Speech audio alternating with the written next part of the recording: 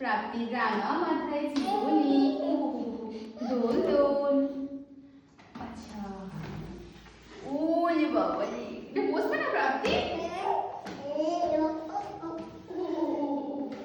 না না প্রাপ্তি কোথায় যাবে এটা নিয়ে?